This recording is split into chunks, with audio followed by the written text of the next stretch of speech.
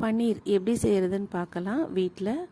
இப்போது Aavin nice 3 packet எடுத்திருக்கேன். இந்த 3 பேக்கெட் பால்லேருந்து நமக்கு எத்தனை கிராம் அளவுக்கு பன்னீர் கிடைக்குதுன்னு பார்க்கலாம். அதுக்காக ஒரு பாத்திரத்தில் 3 பேக்கெட் பாலையும் போட்டு கொதிக்க வச்சுருக்கேன். பால் கொதித்து வரவும் லெமன் ஜூஸ் நம்ம பிழியணும். அதுக்கு ஒரு லெமன் அளவுக்கு ஜூஸ் எடுத்திருக்கேன். அதில் கொஞ்சமாக தண்ணி விட்டு மிக்ஸ் பண்ணி வச்சுருக்கேன். பால் நல்லா பொங்கி வந்துருச்சு. பொங்கி வர பாலில் இந்த லெமன் ஜூஸை போட்டுக்கலாம். லெமன் ஜூஸ் பிழிஞ்சு விடவும் பால் நல்லா திரஞ்சி வரும்.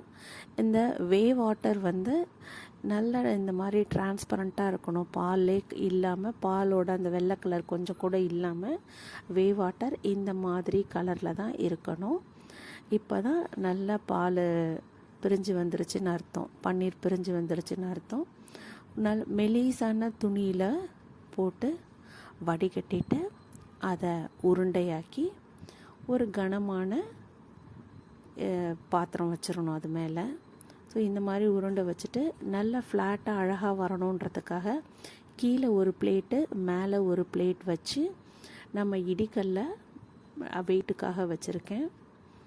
ஒரு 10 மினிட்ஸ் அந்த மாதிரி இருந்தால் போதும். ரொம்ப அதிக நேரம் இருந்தாலும் பன்னீர் சாஃப்டாக இருக்காது, திக்காயிரும். அதனால் ஒரு 10-15 மினிட்ஸ்க்குள்ளே அதை எடுத்துடணும். பாருங்கள், இந்த மாதிரி அழகாக பன்னீர் ஷேப்பாக நல்லா வந்திருக்கு. இந்த பன்னீர் 1 or 2 days ஃப்ரிட்ஜில் வச்சு நம்ம யூஸ் பண்ணிக்கலாம். இனிமேல் வீட்டிலையே செஞ்சுக்கலாம். ரொம்ப கம்மியான விலையில் இந்த அளவுக்கு பன்னீர் நமக்கு கிடச்சிருக்கு. இதே மாதிரி எந்த பேக்கெட்டில் நிறையா பன்னீர் கிடைக்குதுன்ட்டு செஞ்சு பார்க்கணுன்னு ஒரு ஆசை இருக்குது. தேங்க்யூ ஃபார் வாட்சிங். சப்ஸ்கிரைப் பண்ணுங்கள், ஷேர் பண்ணுங்கள், லைக் பண்ணுங்கள்.